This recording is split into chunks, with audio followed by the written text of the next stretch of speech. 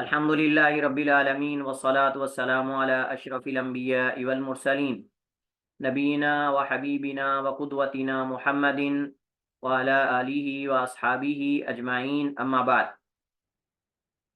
ہمارا گزشتہ جو موضوع چل رہا ہے تکفیر کفر کی تعریف، اس کی مختلف اقسام، مختلف اعتبارات سے اس کی جو تقسیم کی جاتی ہے وہ ہم نے پڑھی۔ اس کے ساتھ متصل موضوع جس کا تعلق کفر کے ساتھ ہے وہ ہے تکفیر۔ تکفیر انتہائی حساس موضوع ہے اور اس تکفیر سے بہت سے علماء نے ڈرایا ہے اور قرآن و سنت کی نصوص بھی اس پہ دلالت کرتی ہیں۔ شریعت میں جو نصوص ہیں، قرآن کی ہوں یا احادیث کی، وہ اس بات پہ دلالت کرتی ہیں کہ جب کوئی بندہ شہادتین کا اقرار کرنے کے بعد دائرہ اسلام میں داخل ہو جاتا ہے، یعنی شہادت اللہ الہ الا اللہ وان محمد رسول اللہ، یہ شہادتین کا جب وہ اقرار کر کے اپنے آپ کو مسلم کہتا ہے اور اسلام میں داخل ہو جاتا ہے، تو اس کے ساتھ ہی اس کا خون، اس کا مال اور اس کی عزت دنیا میں یہ محفوظ ہیں، دنیا میں محفوظ ہیں۔ رہی بات اس کے جو پوشیدہ معاملات ہیں جو ہم نہیں جانتے، تو اس کا معاملہ اللہ تعالیٰ کے سپرد ہے، اس کا معاملہ اللہ تعالیٰ کے سپرد ہے۔ تو اس وجہ سے اگر کوئی بندہ شہادتین کا اقرار کرنے کے بعد، وہ کلمہ توحید کا اقرار کرنے کے بعد اسلام میں داخل ہو جاتا ہے، تو اس کا مال، اس کا خون، اس کی عزت، یہ سب جو ہے وہ محفوظ ہو جاتی ہیں۔ اب اگر کوئی بندہ کسی مسلمان پر کفر کا حکم لگاتا ہے تو مسلمان کی تکفیر کا مطلب کیا ہے؟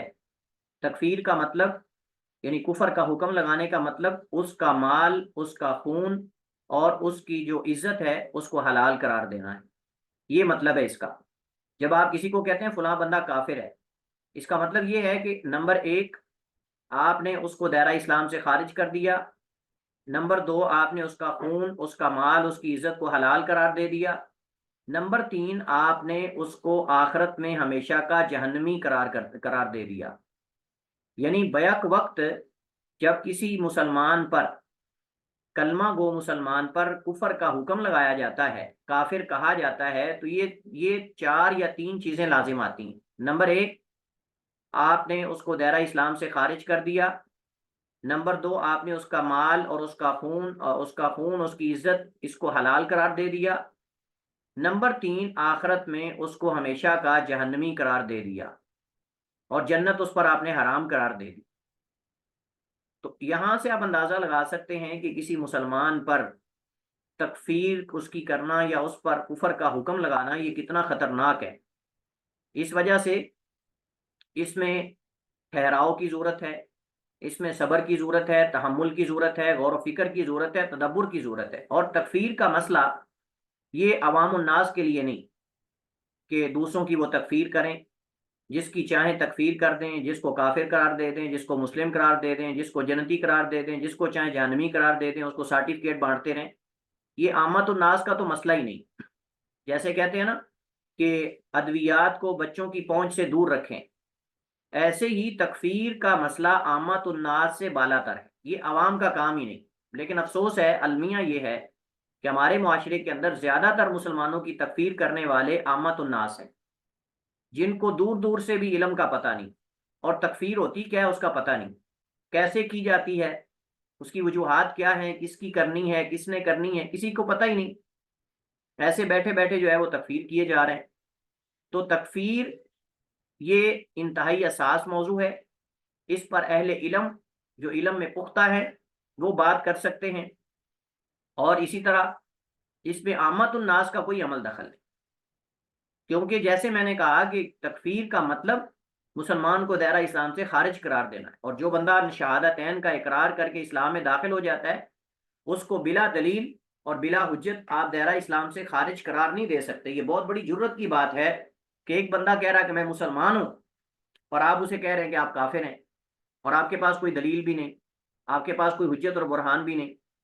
تو اس وجہ سے باقاعدہ علماء نے اپنی کلام کے اندر اس تکفیر کی مصیبت سے، اس پریشانی سے جو ہے وہ ڈرایا ہے، متنبع کیا ہے۔ شیخ الاسلام ابن تیمیہ رحمہ اللہ تعالی کہتے ہیں کہ لیس لأحد ان یکفر احد من المسلمین، کہ کسی کو یہ حق نہیں کہ وہ کسی ایک مسلمان کی تکفیر کرے، وَإِنْ أَخْطَأَ وَغَلِطَ، اگرچہ اس نے غلطی کی ہو اور اس سے خطا ہو، حتیٰ تقام علیہ الحجہ، حتیٰ کہ اس پر حجت قائم ہو جائے، حتیٰ کہ اس پر حجت قائم کر دی جائے۔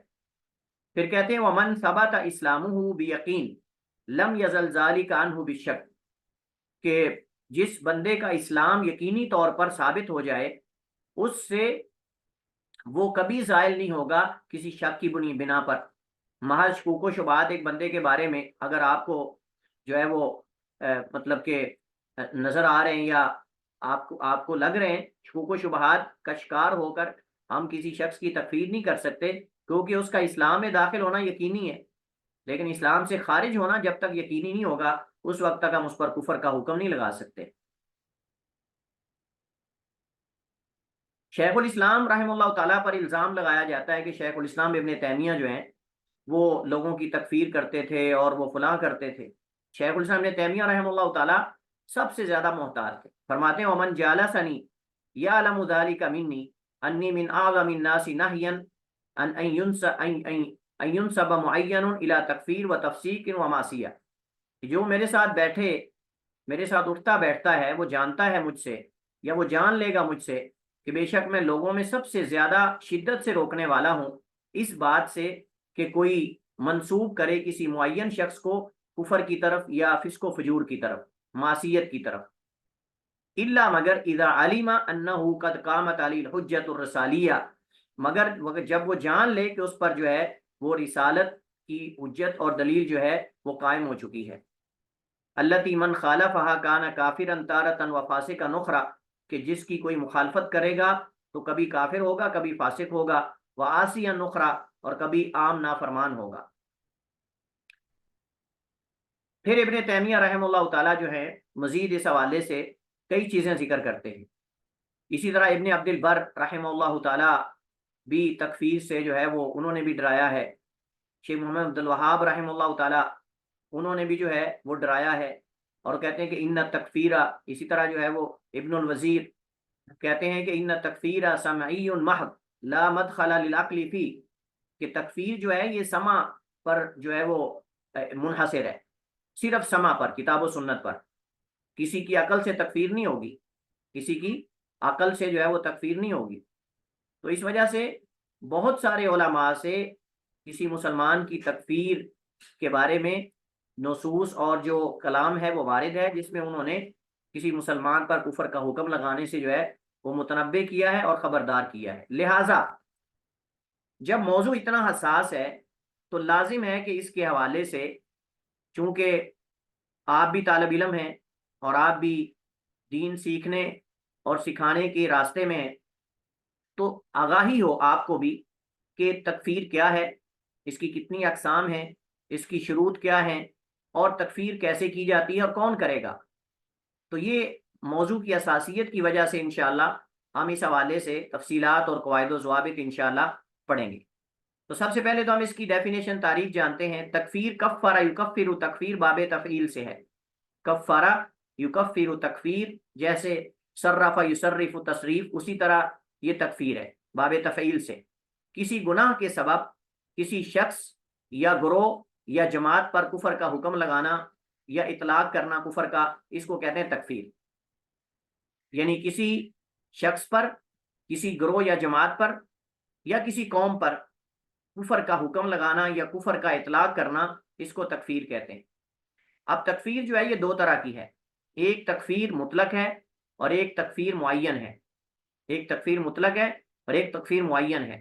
تکفیر مطلق کا معنی یہ ہے کہ کسی عام وصف یا فعل پر کفر کا اطلاق کرنا، کسی عام وصف یا فعل پر کسی کفر کا اطلاق کرنا جس کا کسی معین شخص سے کوئی تعلق نہ ہو، جس کا کسی خاص شخص کے ساتھ کوئی تعلق نہ ہو۔ اس کی دلیل قرآن کریم میں کئی ایک اوصاف کو کفر کہا گیا ہے، کئی ایک اعمال کو کفر کہا گیا ہے، اس کی چند ایک مثالیں سمجھنے کے لیے آپ کے سامنے رکھتے ہیں۔ سب سے پہلے اللہ تعالیٰ کا فرمان لقد کفر الذین قالوا ان اللہ هو المسیح ابن مریم، تحقیق کفر کیا ان لوگوں نے جنہوں نے کہا کہ بے شک اللہ هو المسیح ابن مریم، وہ مسیح بن مریم ہے۔ اب یہ قول کہ ان اللہ هو المسیح ابن مریم، یہ قول کفر ہے اور اس کو تکفیر مطلق کہتے ہیں۔ اللہ تعالیٰ نے یہاں نام نہیں لیا کہ وہ کون لوگ ہیں، وہ فلاں بن فلاں ہے، فلاں بن فلاں ہے، فلاں بن فلاں ہے، فلاں قوم ہے، فلاں قبیلہ ہے، نہیں، بلکہ تمام وہ لوگ جنہوں نے یہ کہا کہ بے شک عیسیٰ بن مریم اللہ ہیں، وہ کافر ہیں۔ یہ اس کو کہتے ہیں تکفیر مطلق، یعنی بغیر کسی تعیین کے، بغیر کسی تعین کے، بغیر کسی نشاندہی کے، بغیر کسی نام کے، کسی کام کے کرنے والوں کو کافر کہنا۔ جیسے فلاں جنہوں نے کہا فلاں فلاں قول، وہ کافر ہے، لیکن اس میں نام نہ لیا جائے، اس کو کہتے ہیں تکفیر مطلق۔ اب یہ ایک مثال ہے۔ دوسری مثال وما کفر سلیمان ولکن الشیاطین کفروا، اور سلیمان علیہ السلام نے کفر نہیں کیا۔ اب یہاں تکفیر معین کی نفی ہے، تکفیر معین کی نفی ہے، اور تکفیر مطلق ولکن الشیاطین کفروا، لیکن شیطانوں نے کفر کیا۔ اب شیطان کون ہیں ان کا ذکر نہیں، مطلقاً شیطانوں کا ذکر ہے، شیاطین نے کفر کیا جو جادو کرتے تھے، جادو سکھاتے تھے۔ فآمنت طائفۃ من بنی اسرائیل وکفرت طائفہ، تو بنی اسرائیل میں سے ایک گروہ ایمان لے آیا اور ایک گروہ نے کفر کیا۔ یہاں وکفرت طائفہ یہ مطلق ہے، اس میں وہ کون سا گروہ ہے، ان کا نام کیا ہے، ان کا قبیلہ کیا ہے، ان کا خاندان کیا ہے، اس کا ذکر نہیں۔ مطلقاً جو ہے وہ کفر کا اطلاق ایک گروہ پر، ایک جماعت پر ہوا ہے۔ پھر ہم نے ان لوگوں کی جو ایمان لائے تھے ان کی دشمنوں کے خلاف مدد کی تو وہ غالب ہو گئے۔ یہ آیت کا باقی حصہ جو یہاں حذف ہے اس کا ترجمہ ہے۔ تو یہ پہلی قسم ہے تکفیر مطلق۔ دوسری ہے تکفیر معین۔ معین یہ خاص کو کہتے ہیں، یعنی کسی خاص شخص کا نام لے کر اس پر کفر کا حکم لگانا، یہ زیادہ حساس ہے، یہ زیادہ خطرناک ہے۔ یعنی تکفیر مطلق کے مقابلے میں تکفیر معین زیادہ خطرناک ہے۔ اس وجہ سے محدثین اور ائمہ کی زندگی اگر آپ پڑھیں، حالات زندگی پڑھیں آپ علماء کی، محدثین کی، ائمہ کی، تو نام لے کر تکفیر آپ کو چند مثالیں ملیں گی۔ شاید تتبع کے بعد، غور و فکر کے بعد آپ کو چند گنی چنی مثالیں ملیں گی کہ انہوں نے نام لے کر کسی کی تکفیر کی ہو، انہوں نے نام لے کر کسی کی تکفیر کی ہو۔ حتیٰ کہ شیخ الاسلام ابن تیمیہ رحمہ اللہ تعالی، شاید کوئی 2-4 لوگ ایسے ہوں گے جن کی انہوں نے نام لے کر تکفیر کی ہو، اور وہ بھی ان کے کفر الہاد اور ان کے زندقہ اس کی وجہ سے۔ اس کے علاوہ بڑے بڑے علماء تو معین تو تکفیر کرتے تھے، وہ یا مطلق تو تکفیر کرتے تھے کہ جہمی، مثلا جہمیہ جو ہیں وہ کافر ہیں یا ملحد ہیں یا فلاں ہیں، لیکن نام لے کر فلاں بن فلاں، فلاں بن فلاں، ان سے مثالیں اس کی بہت کم ملتی ہیں، کیونکہ نام لے کر کسی بندے کی تکفیر کرنا یہ خطرناک اس وجہ سے ہے کہ یا تو آپ اس بندے کے پاس اول سے لے کر آخر تک رہے ہوں اور آپ اس کے خاتمے پر موجود ہوں کہ جب اس بندے کا خاتمہ ہوا تو ایمان پر ہوا یا کفر پر ہوا۔ اس بات کی اگر تو آپ کے پاس دلیل ہے کہ وہ بندہ کفر پر مرا ہے تو پھر تو آپ اس بندے کا نام لے کر کہہ سکتے ہیں کہ بھائی وہ بندہ کافر ہے۔ لیکن جب آپ کو اس کے بندے کے خاتمے کا پتہ ہی نہیں کہ اس بندے کا خاتمہ کس چیز پر ہوا، کیا وہ توبہ طائب ہو گیا تھا، نہیں ہوا تھا، اس نے توبہ کی تھی، نہیں کی تھی، اصل اس کا یہ کہ وہ مسلمان ہے، تو جب اصل یہ کہ وہ مسلمان تھا لیکن اس کے خاتمے کا آپ کو پتہ نہیں، اس کی زندگی کا آپ کو پتہ نہیں، تو آپ کیسے اس پر یہ فیصلہ کر رہے ہیں کہ وہ بندہ کافر ہے؟ اس وجہ سے میں نے پہلے بھی آپ کو مثال دی تھی کہ حافظ ابن کثیر رحمہ اللہ تعالیٰ نے البدایہ والنہایہ کے اندر ایک آدمی تھا ابن راوندی غالباً، اس نے جو ہے وہ اسلام کی مذمت میں، رسول اللہ صلی اللہ علیہ وسلم کی توہین میں ایک قصیدہ لکھا، ایک قصیدہ لکھا، اور اس قصیدے میں اس نے اسلام کی مذمت کی، اسلام کی توہین کی، رسول اللہ کی توہین کی، قرآن کی توہین کی۔ تو ابن حزم رحمہ اللہ تعالیٰ، امام ابن حزم، انہوں نے اس پر رد لکھا، اس پر رد لکھا اور رد میں قصیدہ لکھا۔ تو امام ابن کثیر رحمہ اللہ تعالیٰ نے جب یہ قصیدہ نقل کیا اور اس پر ابن حزم کا قصیدہ بھی نقل کیا، اور ابن حزم کا قصیدہ بہت شدید تھا، بہت سخت تھا اس بندے پر جس نے قصیدہ اسلام کے خلاف لکھا تھا، آپ دیکھیں علماء کس قدر محتاط تھے نام لے کر کسی کی تکفیر کرنے.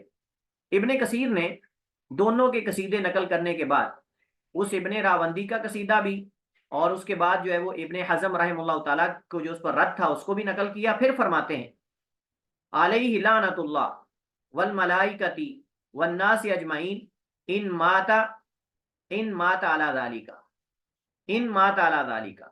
فرماتے ہیں اس پر اللہ کی لعنت ہو، اس پر فرشتوں کی لعنت ہو، اس پر تمام لوگوں کی لعنت ہو اگر اس پر مرا ہے تو. یہ بات قابل توجہ ہے. ابن کثیر کیا فرماتے ہیں؟ اس پر اللہ کی لعنت ہو، اس پر فرشتوں کی لعنت ہو، اس پر تمام لوگوں کی لعنت ہو، ان مات علی ذالک، اگر اس پر اس کی موت ہوئی ہے تو. اس کا مطلب یہ ہے کہ وہ مشروط کر رہے ہیں اس لعنت کو اور اس چیز کو اس کی موت پر، کہ اگر یہ بندہ بغیر توبہ کے اس قصیدے والا عقیدہ لے کر مرا ہے تو اس پر لعنت ہو. لیکن آپ دیکھیں کتنی احتیاط ہے، ان مات علی ذالک، اگر اس پر اس کی موت ہوئی ہے تو.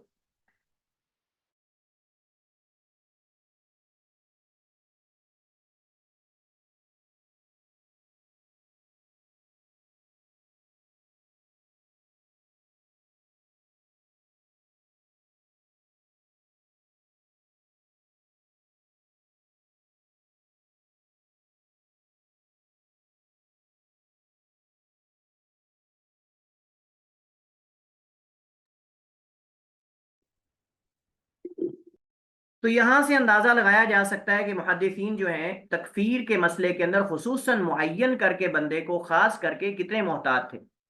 لعنت کسی پر تکفیر حدیث میں دونوں سے روکا گیا ہے، منع کیا گیا ہے، الا کہ کوئی اہلیت رکھتا ہو، عالم ہو، مجتہد ہو اور اس کے پاس تکفیر کرنے کے اسباب اور دلائل موجود ہوں اور پھر کوئی مانع اور رکاوٹ نہ ہو، جیسا کہ ہم انشاءاللہ اس پہ تفصیل سے بات کریں گے.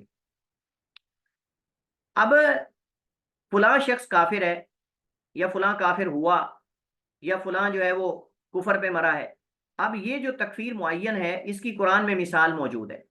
قرآن میں مثال کیا ہے؟ اللہ تعالیٰ ابلیس کے بارے میں فرماتا ہے وَإِذْ قُلْنَا لِلْمَلَائِكَةِ اسْجُدُوا لِآدَمَ فَسَجَدُوا إِلَّا إِبْلِيسَ. اور جب ہم نے کہا فرشتوں سے سجدہ کرو آدم کو، فَسَجَدُوا، انہوں نے سجدہ کیا، إِلَّا إِبْلِيسَ، مگر ابلیس نے ابا واستکبر، انکار کر دیا، تکبر کیا، وَكَانَ مِنَ الْكَافِرِينَ، وَكَانَ، اور وہ ہو گیا، من الکافرین، کافروں میں سے. یہاں ابلیس کا نام لے کر اس پر کفر کا اطلاق ہوا ہے. یہ مثال ہے تکفیر معین کی کہ کسی کا نام لے کر اس کو کافر کہنا یا کافروں میں سے شمار کرنا. تو ابا واستکبر وکان من الکافرین، یہ دلیل ہے تکفیر معین کی یا تکفیر خاص کی. دوسری مثال اس کی اللہ تعالیٰ نے قرآن میں ہی ذکر کیا سورہ تحریم میں، ضرب اللہ مثلا للذین کفروا امرأۃ نوح و امرأۃ لوط، کہ اللہ تعالیٰ نے ان لوگوں کے لیے جنہوں نے کفر کیا نوح کی بیوی اور لوط کی بیوی کی مثال بیان کی. ضرب اللہ مثلا للذین کفروا، جنہوں نے کفر کیا ان کے لیے اللہ تعالیٰ نے مثال بیان کی نوح کی بیوی اور لوط کی بیوی کی. اب یہاں دیکھیں ان دونوں کو ذکر اس وجہ سے کیا ہے کہ وہ جو ہے وہ شرک پر مری، وہ کفر پر مری، اس وجہ سے. تو یہ گویا کہ تکفیر، آپ سمجھیے کہ تکفیر معین یا تکفیر خاص کی مثال ہے. یعنی اس بطور مثال کے مسئلے کو سمجھنے کے لیے فتنہ تکفیر کا آغاز اور تاریخی پس منظر یہ جاننا بہت ضروری ہے تاکہ ہمیں اندازہ ہو کہ یہ تکفیر کا فتنہ کنہوں نے شروع کیا اور اس کا پس منظر کیا ہے اور کیوں شروع ہوا. بغیر کسی دلیل کے مسلمانوں کی تکفیر کرنے کا فتنہ اس امت میں بہت پہلے سے ہے، اور سب سے پہلے جس نے اس فتنے کا آغاز کیا وہ خوارج ہیں. اس سے پہلے ان کی بہت بڑی تعداد جنگ صفین میں حضرت امیر المومنین علی بن ابی طالب رضی اللہ تعالیٰ عنہ کے ساتھ تھی. 37 ہجری میں جب سیدنا معاویہ بن ابی سفیان رضی اللہ تعالیٰ عنہما اور حضرت علی رضی اللہ تعالیٰ عنہم اجمعین تحکیم پر متفق ہوئے. تحکیم یہ تھی کہ ایک ایک بندے کا انتخاب کیا جائے دونوں طرف سے، وہ دونوں شخص جس پر فیصلہ کر لیں یا جس پر متفق ہو جائیں اس کو لاگو کر دیا جائے. لیکن اس پر کوئی اتفاق نہ ہو سکا تو یہ ثالثی مقرر کرنا دونوں طرف سے، اس پر خوارج جو ہے وہ نالاں ہو گئے. ناراض ہو گئے اور انہوں نے کہا کہ آپ نے لوگوں سے فیصلے کروائے ہیں، لہٰذا ان الحکم الا للہ او لا حکم الا للہ، حکم تو صرف اللہ کا ہے، تو دوسروں سے فیصلے کروانا اور دوسروں کو ثالثی بنانا یہ تو جائز نہیں ہے، لہٰذا انہوں نے جو ہے وہ یہ نعرہ لگا کر ان الحکم الا للہ یا لا حکم الا للہ، یہ نعرہ لگا کر انہوں نے جو ہے وہ اپنا جھنڈا لیا اور وہ علیحدہ ہو گئے، اور انہوں نے جو ہے وہ سیدنا علی اور ان کے ساتھ جو لشکر تھا یا لوگ تھے ان پر بھی، اور سیدنا معاویہ اور ان کے ساتھ جو لوگ تھے، دونوں فریقین کی تکفیر کر دی، ان پر کفر کا حکم لگا دیا۔ حضرت علی رضی اللہ تعالیٰ عنہ کو کہا کہ آپ نے اللہ تعالیٰ کی کتاب کا فیصلہ بندوں سے کروایا ہے، لا حکم الا للہ کہہ کر حضرت علی رضی اللہ تعالیٰ عنہ حضرت معاویہ اور صفین میں شریک ہونے والے تمام لوگوں کی تکفیر کر دی۔ جنگ صفین کے بعد یہ 12,000 کا لشکر لے کر حرورہ نامی مقام پر جمع ہوئے، اکٹھے ہوئے۔ اس وجہ سے آپ نے حدیث پڑھی ہوگی کہ سیدہ عائشہ رضی اللہ تعالی عنہا، ان سے آ کر ایک عورت نے پوچھا کہ جو عورت ہے کیا وہ جیسے روزے کی قضا دیتی ہے مخصوص ایام میں حیض میں، اگر اس کے روزے رہ جائیں تو وہ قضا دے گی، تو کیا نماز کی بھی قضا دے گی؟ تو حضرت عائشہ رضی اللہ تعالیٰ عنہ نے فرمایا آنتی حروریتن، کہ کیا آپ حروریہ ہیں، کیا آپ حروریہ ہیں؟ تو یعنی مطلب یہ ہے کہ یہ حرورہ مقام جو ہے یہ جگہ یہاں اکٹھے ہو گئے۔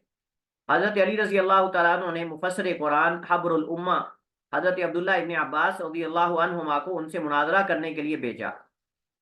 حضرت عبداللہ بن عباس کا ان سے مناظرہ ہوا اور اس کے نتیجے میں آدھے خوارج جو ہیں حق کی طرف واپس لوٹ آئے۔ حضرت عبداللہ ابن عباس رضی اللہ تعالیٰ عنہما انہوں نے دلیل یہ دی کہ تم کہتے ہو کہ علی نے فیصلہ کیوں کروایا ہے یا فیصلے پر راضی کیوں ہوئے؟ قرآن میں اللہ تعالیٰ نے جو ہے یہ فرمایا کہ اگر میاں بیوی کے درمیان تعلق بحال نہ ہو سکے اور ان کے درمیان جو بہمی نچاکی ہے وہ ختم نہ ہو، تو پھر آپ ایسا کرو فَبَعْثُوا حَكَمًا مِنْ أَهْلِهِ وَحَكَمًا مِنْ أَهْلِهَا، فَبَعْثُوا حَكَمًا مِنْ أَهْلِهِ وَحَكَمًا مِنْ أَهْلِهَا، ایک ثالثی جو ہے وہ اس مرد کے خاندان سے لے لو اور ایک عورت کے خاندان سے، ان کو بٹھا دو، وہ آپس میں مل کر جو فیصلہ کر لیں گے اس کو لاگو کر دیا جائے۔ تو یہاں بھی تو ثالثی جو ہے وہ لوگوں سے متعین کرنے کا قرآن کہہ رہا ہے۔ اس طرح کے دلائل حضرت عبداللہ ابن عباس نے دیے، جس پر جو ہے وہ ایک بہت بڑی تعداد جو ہے وہ خوارج کی واپس حق کی طرف آ گئے۔ تو انہوں نے کیا کیا، انہوں نے جو ہے وہ مویشیوں پر حملہ کر دیا اور لوٹ مار شروع کر دی، بہت سارے لوگوں کو قتل کر دیا۔ صحابی حضرت خباب بن ارت رضی اللہ تعالیٰ عنہ، ان کے بیٹے عبداللہ بن ارت، بعض خباب کہتے ہیں بعض عبداللہ کہتے ہیں، ان کو شہید کر دیا، اور ان کی بیوی جو حاملہ تھیں ان کے پیٹ میں نیزہ مار کے ان کو بھی شہید کر دیا۔ نہروان نامی جگہ پر معسکر جا کے لگا لیا، یعنی لوٹ مار کرنے کے بعد یہ نہروان مقام پہ چلے گئے۔ جنگ نہروان معروف ہے، تاریخی جنگ ہے جو حضرت علی رضی اللہ تعالیٰ عنہ نے خوارج کے خلاف لڑی تھی۔ حضرت علی رضی اللہ تعالیٰ عنہ نے 4,000 کا لشکر لے کر ان کے وہاں قتال کیا، جس کے نتیجے میں سب خوارج مارے گئے سوائے 9 کے، 9 بندے بچے، باقی سارے سیدنا علی رضی اللہ تعالیٰ نے رگڑ کے رکھ دیے۔ یہ 9 جو بنے تھے یہ میدان جنگ چھوڑ کے بھاگے، اور یہی وہ 9 شخص ہیں جنہوں نے پلان کیا، سازش کی سیدنا علی، سیدنا معاویہ، سیدنا عمر بن عاص، ان تینوں کو شہید کرنے کی۔ اور انہوں نے کہا کہ ایک ہی وقت میں ہم ایک ہی دن ایک ہی نماز میں ان تینوں پر حملہ کریں گے۔ اب حضرت معاویہ رضی اللہ تعالیٰ عنہ شام میں ہیں، حضرت عمر بن عاص مصر میں ہیں، حضرت علی رضی اللہ تعالیٰ عنہ کوفہ میں ہیں۔ تو انہوں نے فجر کی نماز جو ہے اس پر اتفاق کیا کہ ہم فجر کی نماز پہ حملہ کریں گے۔ تو حضرت علی رضی اللہ تعالیٰ عنہ ان پر حملہ عبد الرحمن بن ملجم نے کیا، ابن ملجم نے، خارجی نے، جس کے نتیجے میں سیدنا علی رضی اللہ تعالیٰ عنہ زخمی ہوئے اور زخموں کی تاب نہ لاتے ہوئے شہید ہو گئے۔ حضرت معاویہ رضی اللہ تعالیٰ عنہ جو ہیں وہ زخمی ہو گئے، لیکن زخم کو اتنا گہرا نہیں تھا، بچ گئے۔ حضرت عمر بن عاص رضی اللہ تعالیٰ عنہ، چونکہ ان کو پیٹ کا مسئلہ تھا، پیٹ ان کا خراب تھا، مریض تھے، تو حضرت عمر بن عاص جو ہیں وہ خود نماز کے لیے نہ آئے، انہوں نے فجر کی نماز کی ڈیوٹی کسی صحابی کی لگا دی۔ تو صحابی جو ہیں جنہوں نے نماز پڑھائی فجر کی، ان پر خارجی نے حملہ کر کے ان کو شہید کر دیا، لیکن جب پکڑ کے اس کو حضرت علی کے سامنے لے جایا، حضرت عمر بن عاص کے سامنے لے جایا گیا، تو بڑا حیران ہوا، اس کے طوطے اڑ گئے، کہتا میں نے پھر کس کو قتل کر دیا ہے؟ تو حضرت عمر بن عاص نے کہا کہ اب ہم آپ کو بتاتے ہیں کہ آپ نے کس کو کیا ہے۔ تو بہرحال پھر اس کو پکڑ کے اس کو بھی قتل کر دیا گیا۔ تو پھر اس کے بعد فتنہ مزید آگے بڑھا، اور انہوں نے مزید جو باقی لوگ تھے انہوں نے اپنے ساتھ لوگ جمع کیے، اور جو ہے وہ یہ کافی عرصے تک جو ہے حکومتوں کے خلاف یہ کھڑے ہوتے رہے اور حکومتوں کے خلاف نکلتے رہے۔ اب یہ فتنہ جو ہے آپ سمجھے ایک دفعہ تو ختم ہو گیا، ایک دفعہ تو یہ سمجھ لیں کہ دب گیا، اس کے ساتھ ہی نیا فتنہ شروع ہو گیا، اور وہ رافضہ کا فتنہ تھا۔ اب رافضہ کے آپ سمجھیں کہ فتنے کا اصل یہی ہے، وہ اس فتنے کا شکار ہوئے، فتنہ تکفیر کا، جس کے نتیجے میں انہوں نے ماں سوائے چند ایک صحابہ کے جمہور صحابہ کرام کی تکفیر کی، بلکہ ان کے نزدیک سوائے 3 کے باقی سارے مرتد ہو گئے تھے نعوذ باللہ۔ حضرت مقداد بن اسود، حضرت ابو ذر غفاری، حضرت سلمان فارسی، سلمان الخیر رضی اللہ تعالی عنہ مجمعین، ان تینوں کے علاوہ باقی سب جو ہے وہ مرتد ہو گئے تھے ولیعوذ باللہ۔ اور ان کے بعض نے اس مسئلے پر اجماع نقل کیا ہے، وہ کہتے ہیں کہ یہ مسئلہ شبہ اجماع یا اجماع ہے کہ یہ تینوں کے علاوہ سارے نعوذ باللہ مرتد ہو گئے تھے، صرف یہ 3 باقی بچے۔ ٹھیک ہے، تکفیر کرنے والے گروہوں میں رافضہ سب سے آگے ہیں، کیونکہ یہ اپنے ہر مخالف کو کافر سمجھتے ہیں، کیونکہ یہ اپنے ہر مخالف کو کافر سمجھتے ہیں۔ رافضہ کے بعد یہ فتنہ معتزلہ میں منتقل ہوا۔ اصل میں آپ کو اس کا تاریخی پس منظر بتا رہا ہوں کہ کیسے کیسے تکفیر کے فتنے میں لوگ مبتلا ہوئے اور کیسے کیسے انہوں نے مسلمانوں کی تکفیر کی۔ تو سب سے پہلے اگر ہم ترتیب کو سمجھنا چاہیں تو سب سے پہلے اس فتنے سے متاثر ہونے والے اور اس فتنے کے سرغنہ اور سربراہ وہ خوارج ہیں۔ خوارج نے آغاز کیا، خوارج کے بعد پھر رافضہ اس فتنے کا شکار ہوئے، انہوں نے مسلمان افضل ترین امت کے لوگوں کی تکفیر کی، صحابہ کرام کی۔ اس کے بعد پھر معتزلہ جو ہیں اس فتنے میں شکار ہوئے، اور انہیں تقدیر کا انکار کرنے کی وجہ سے ان کو قدریہ بھی کہتے ہیں، اور ان کی اس بدعت کا آغاز صحابہ کرام رضوان مجمعین کے آخری عہد میں ہوا، جس کے سبب انہوں نے ان سے برات کا اعلان کیا۔ معتزلہ نے سب سے پہلے مرتکب کبیرہ کے مسئلے کو موضوع بحث بنایا، انہوں نے سب سے پہلے مرتکب کبیرہ کے مسئلے کو سب سے پہلے موضوع بحث بنایا، اور اس کے دنیوی اخروی حکم میں خوارج کی موافقت کی اور نام میں اختلاف کیا۔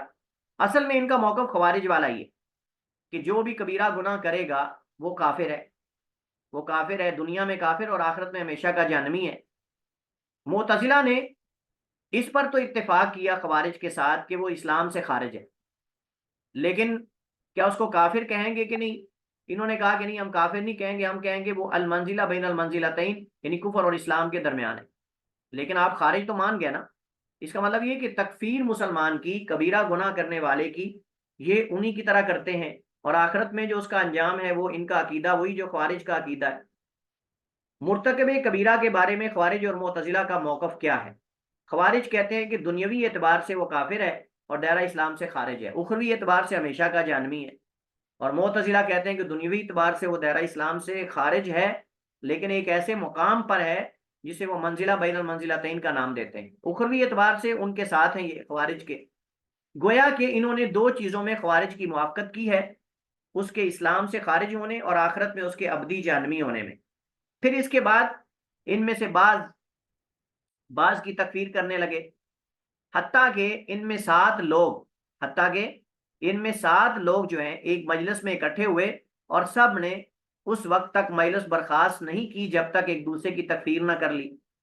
علامہ ابن ابی العز الحنفی رحمہ اللہ تعالیٰ فرماتے ہیں اہل بدعت کے عیوب میں سے ایک دوسرے کی تکفیر کرنا یہ ایک عیب ہے، یعنی جو اہل بدعت کے عیوب ہیں بڑے بڑے، ان میں سے ایک بڑا عیب یہ ہے کہ وہ ایک دوسرے کی تکفیر سب سے زیادہ کرتے ہیں، جبکہ اہل علم کی خوبیوں میں سے ایک دوسرے کی غلطیوں کی نشاندہی کرنا ہے، تکفیر کرنا نہیں، یہ فرق ہے۔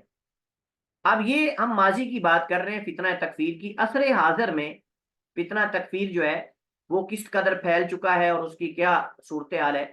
تو عصر حاضر میں یہ فتنہ بہت تیزی سے پھیل رہا ہے، اور اس کی سب سے بڑی وجہ مختلف قسم کی تنظیموں اور جماعتوں کا قیام ہے۔ جہاد کے نام پر مختلف قسم کی تحریکات جو ہے وجود میں آئی، تو یہ جو تنظیمیں ہیں، یہ جو جماعتیں ہیں، ان کا قیام اصل میں سبب ہے ایک دوسرے کی تکفیر کرنے کا۔ ہر بندہ اپنی تنظیم کو، اپنی جماعت کو حق پہ سمجھتا ہے اور اسی پر وہ لڑتا ہے، اسی پر وہ محبت کرتا ہے، اسی پر وہ نفرت کرتا ہے۔ یعنی جماعتوں اور تنظیموں کو لوگوں نے حق و باطل کا معیار بنا لیا۔ جو میری جماعت میں ہے وہ مسلمان ہے، جو میری جماعت سے خارج ہے وہ کافر ہے، نعوذ باللہ۔ جو میرے امیر کو امیر مانتا ہے وہ صحیح منہج پر ہے، اور جو میرے امیر کو امیر نہیں مانتا وہ مرتد اور نعوذ باللہ پتہ نہیں کیا کیا ہے۔ اس میں بنیادی سبب دو ہو سکتے ہیں، یعنی ان تنظیموں کی وجہ سے جو تکفیر ہو رہی ہے اس میں بنیادی سبب دو چیزیں ہیں۔ نمبر ایک، یا تو ان کے منتظمین کے مقاصد کا اچھا نہ ہونا، یعنی جو ان تنظیموں اور ان جماعتوں کے منتظمین ہیں بعض دفعہ ان کے مقاصد اچھے نہیں ہوتے۔ جب ان کے مقاصد اچھے نہیں ہیں، خیر خواہی نہیں، ہمدردی نہیں، تو پھر صاف ظاہر ہے کہ تکفیری ہوگی۔ یا پھر ان کے دین سے جہالت کی وجہ سے، یعنی وہ تنظیم بنا لی، جماعت بنا لی، لیکن اس کا سربراہ وہ دین کی تعلیم سے دور ہے، اس کو پتہ ہی نہیں دین کیا ہوتا ہے، اس کو پتہ ہی نہیں۔ تو ان کا مقصد صرف مخصوص ایجنڈا ہوتا ہے، اس مخصوص ایجنڈے کو لے کر وہ تنظیم کھڑی کی جاتی ہے، وہ ایجنڈا لے کر چلتے ہیں۔ جب اس کا مقصد پورا ہو جاتا ہے تو وہ اس وقت جو ہے ان کو بین کر دیا جاتا ہے، یا ان پر کوئی اور نیا کوئی ان کے بارے میں آرڈر جاری ہو جاتا ہے۔ تو یہ دو وجہ ہیں بنیادی، یا تو منتظمین کے مقاصد اچھے نہیں ہوتے، یا پھر یہ ہے کہ وہ دین کی تعلیم سے جاہل ہوتے ہیں۔ اسی طرح انہی لوگوں میں سے بعض نے الکتب الفکریہ کے عنوان سے کتب تالیف کی، یعنی ان تنظیموں اور ان تحریکوں کے بعض لوگ جو بڑے تھے انہوں نے الکتب الفکریہ، یعنی مسلمانوں کو غور و فکر دینے والی کتابیں، مسلمانوں کی فکر کو، سوچ کو جو ہے وہ، یعنی آپ سمجھیں کہ جدید کرنے والی، الکتب الفکریہ کا مطلب فکر دلانے والی، مسلمانوں کو سوچ دلانے والی۔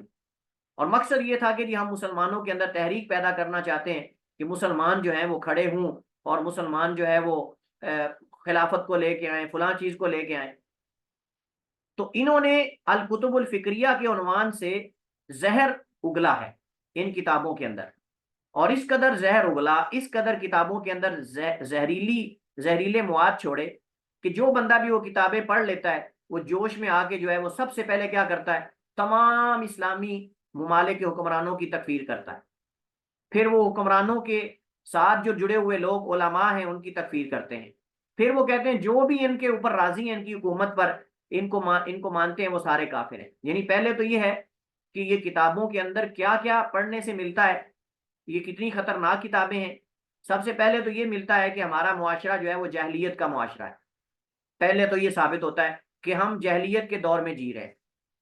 یہ میں آپ کو ان کتابوں کا نقصان بتا رہا ہوں کہ ان کتابوں کو پڑھنے کے بعد آپ کا ذہن کیا بنے گا۔ نمبر ایک، آپ کو یہ لگے گا کہ ہم جاہلیت کے معاشرے میں جی رہے ہیں، اور جاہلیت سے بھی زیادہ ابتر معاشرے میں۔ نمبر ایک۔ نمبر دو، آپ کو یہ لگے گا کہ سارے مسلمان حکمران کافر ہیں، نمبر ایک۔ دو، نمبر تین، ساری رعایا جو ان اسلامی ریاستوں کے انڈر میں ہے وہ سارے کافر ہیں۔ اور نمبر چار، جو علماء ان کی حکومت پر راضی ہیں یا ان کی اطاعت کا حکم دیتے ہیں یا ان کے ساتھ جڑے رہنے کا حکم دیتے ہیں وہ بھی کافر ہیں۔ لہذا چار یہ بڑے نقصانات ہیں ان کی کتابوں کو پڑھنے کے۔ آئیے ذرا اب چند ایک کی جھلکیاں میں آپ کے سامنے رکھتا ہوں۔ تو انہوں نے مسلمانوں کی سوچ کو بدلنے کا نام لے کر یہ کتابیں لکھی۔ حقیقت میں یہ کتابیں لکھنے کے اندر انہوں نے صحابہ کو بھی معاف نہیں کیا، انہوں نے صحابہ تک جو ہے ان پر بھی نقد کیا۔ یعنی صحابہ کو خلافت کے اصول سکھانے نکلے، صحابہ کو امامت کے اصول سکھانے نکلے، صحابہ کو حکومت سکھانے کے اصول سکھانے نکلے ہیں یہ کہ حکومت کیسے کرنی ہے۔ نعوذ باللہ سیدنا عثمان کو پتہ بھی نہیں تھا، سیدنا معاویہ کو بھی حکومت کرنے کا پتہ نہیں تھا، ان کو پتہ ہے حکومت کیسے کرنی ہے، ان کو اصل پتہ ہے، صحابہ کو نہیں پتہ تھا حکومت کرنے کا، خلافت کرنے کا، والعیاذ باللہ۔ نتیجے میں جمہور مسلمانوں کی تکفیر کی، جیسا کہ سید قطب اور دیگر کئی ان کے ہم نوا ہیں۔ سید قطب لکھتے ہیں، آئیے ذرا جھلکیاں چند ایک آپ کو دوں۔ سید قطب لکھتے ہیں، اس چیز کا واضح ہونا ضروری ہے کہ لوگ اس وقت مسلمان نہیں۔ سنیے، اس چیز کا واضح ہونا ضروری ہے کہ لوگ اس وقت مسلمان نہیں جیسا کہ ان کا دعویٰ ہے، بلکہ یہ تو جاہلیت کے جینے کی طرح جی رہے ہیں۔ یہ معالم فی طریق کتاب کا نام ہے۔ مزید لکھتے ہیں آج روئے زمین پر کوئی بھی ملک اسلامی نہیں اور نہ کوئی معاشرہ اسلامی ہے، ظلال القرآن جو ان کی تفسیر ہے اس کے اندر سے۔ اسی طرح کی بہت ساری عبارتیں جن میں علماء، حکام، عام مسلمانوں کی تکفیر کی گئی ہے، اور یہی عبارتیں اور کتب نوجوانوں کو تکفیر پر ابھارتی ہیں۔ اور زیادہ تر شام کے اندر، سوریا کے اندر، عراق کے اندر، یمن کے اندر جتنے بڑے بڑے فتنے کھڑے ہوئے، ان میں زیادہ تر جو آگے آگے تھے وہ ان تنظیموں سے جڑے ہوئے لوگ تھے اور ان کا لٹریچر پڑھنے والے تھے، جس کے نتیجے میں جناب توڑ پھوڑ، حکومتوں کے خلاف مظاہرے، حکومتوں کے خلاف جو ہے وہ دھرنے، اور حکومتوں کے خلاف ٹائروں کو آگ، سرکاری املاک کو تباہ کرنا، یہ ساری چیزیں پھر پس پردہ یہی چیزیں آپ کو نظر آئیں گی۔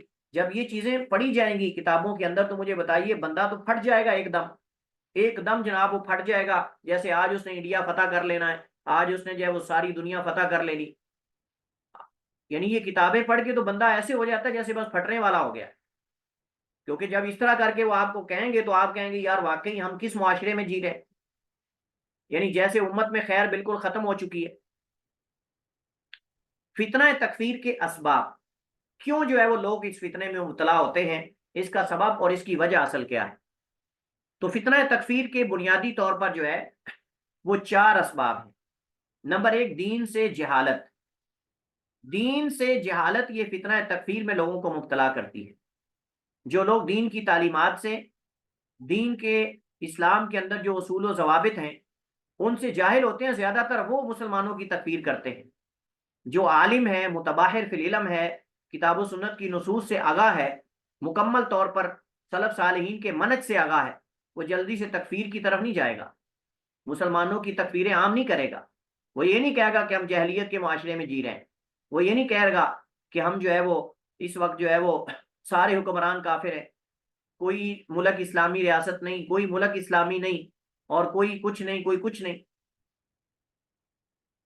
تو دین سے جہالت یہ بنیادی وجہ ہے اس فتنے میں مبتلا ہونے کی۔ اس وجہ سے نبی کریم علیہ الصلوۃ والسلام نے فرمایا کہ خوارج کی علامت بیان کرتے ہوئے فرمایا یمرقون من الدین کما یمرق السهم من الرمیہ، پھر آپ نے یقرؤون القرآن لا یجاوز حناجرهم، قرآن تو پڑھیں گے لیکن ان کے حلقوں سے نیچے نہیں اترے گا، مطلب اس پہ عمل نہیں کریں گے۔ ٹھیک ہے، اتباع ہوا اور شرعی نصوص سے اعراض، اپنی خواہشات کی پیروی کرتے ہوئے لوگ جو ان کی خواہشات کے موافق ہوتے ہیں ان کو اپنا مانتے ہیں، حالانکہ بعض دفعہ وہ لوگ جو ان کے ساتھ جڑے ہوتے ہیں ان کے اندر ان سے زیادہ خرابیاں ہوتی ہیں۔ جو لوگ ان کی تنظیم میں ہوتے ہیں، ان کی جماعت میں ہوتے ہیں، جو تکفیری جماعت ہوتی ہے، جو لوگ ان کے اندر ہوتے ہیں ان کے ہاں خرابیاں مسلمان حکمرانوں سے زیادہ ہوتی ہیں۔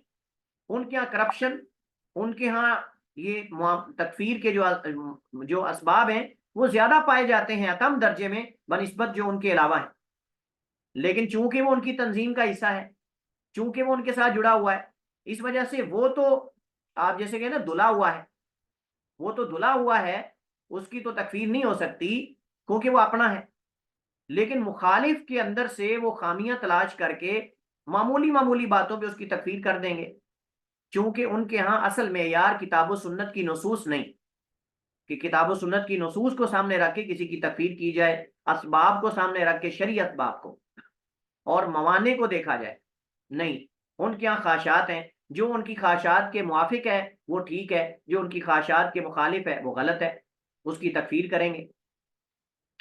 شرعی نصوص جو مسلمان کی تکفیر سے ڈراتی ہیں، مسلمان پر کفر کا حکم لگانے سے ڈراتی ہیں، مسلمان کو دائرہ اسلام سے خارج کرنے سے ڈراتی ہیں، جو مسلمان کے بارے میں امید دلاتی ہیں کہ مسلمان سے جتنا بڑا بھی گناہ ہو جائے اللہ تعالیٰ معاف کرنے والا ہے، اللہ تعالیٰ مغفرت اور بخشش کرنے والا ہے، اللہ تعالیٰ توبہ قبول کرنے والا ہے، یہ جو وعدے کی نصوص ہیں ان کو نظر انداز کر دینا اور وعید کی نصوص کو غالب کر لینا اور ان کو لے کر دوسروں کی تکفیر کرنا، یہ اصل سبب ہے۔ فاسد تعویل، فاسد تعویل کیسے فاسد تعویل ہے؟ فاسد تعویل یہ ہے مثلا کہہ دینا جی حدیث میں آیا ہے، نبی کریم علیہ الصلوۃ والسلام نے فرمایا سباب المسلم فسوق وقتال کفر، کہ مسلمان جو ہے اس کو گالی دینا یہ فسق و فجور ہے اور اس کے ساتھ قتال کرنا یہ جو ہے وہ کفر ہے۔ مثلا اسی طرح کہتے ہیں قرآن یہ کہتا ہے وَمَن لَّمْ يَحْكُم بِمَا أَنزَلَ اللَّهُ فَأُولَٰئِكَ هُمُ الْكَافِرُونَ، وہ شروع سے پڑھیں گے یہ جو اللہ کے فیصلوں کے مطابق فیصلے نہیں کرتا وہ کافر ہے۔ لہٰذا اس وقت جتنے مسلمان حکمران ہیں وہ سارے اللہ کے فیصلوں کے مطابق فیصلے نہیں کر رہے، لہٰذا وہ کافر ہیں۔ اب یہ تکفیر کی وجہ بنا دیتے ہیں، اس پر وہ مسلمانوں کی تکفیر کرتے ہیں، حکام کی سب سے پہلے اور رعایا کی اس کے بعد۔ وہ کہتے ہیں جو ان کی حکومت پر راضی ہیں وہ بھی کافر ہیں۔ تو نصوص کو توڑ مروڑ کر پیش کریں گے، اس کی باطل تعویلیں کریں گے، اس کی باطل تعویلیں کریں گے۔ حالانکہ دوسری طرف جو نصوص ہیں جس کے اندر حکام کی اطاعت کا حکم ہے، حاکم اور امیر کی بیعت کا حکم ہے، اس کی اطاعت کا حکم ہے، جب تک کفر بوا نہ کرے، واضح کفر نہ کر لے، واضح کفر کا ارتکاب نہ کر لے، تب تک اس کی اطاعت کا حکم ہے، اس کے خلاف خروج سے روکا گیا ہے۔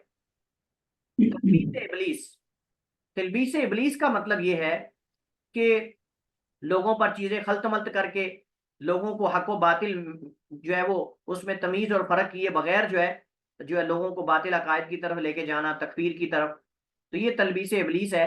مطلب یہ کہ حق و باطل کو خلط ملط کر کے ان نصوص کو پس پردہ کر دینا اور توڑ مروڑ کے پیش کرنا جن کے اندر تکفیر سے منع کیا گیا ہے، اور ایسی نصوص لے کے آنا سیاق و سباق سے ہٹا کر جن کے اندر تکفیر ہے یا کسی کے بارے میں وعید ہے۔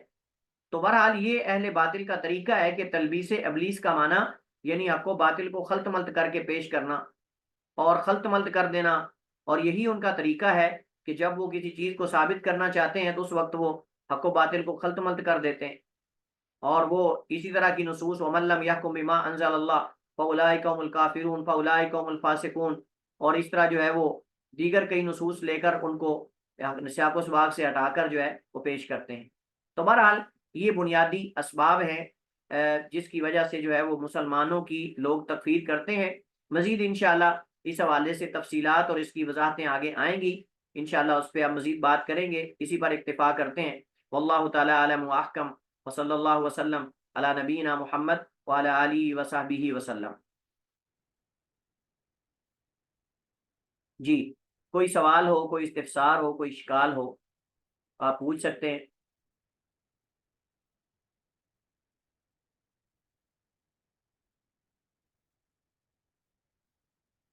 چلیے جی، گوہر صاحب کے پاس تدریس ہے، شروع کریں۔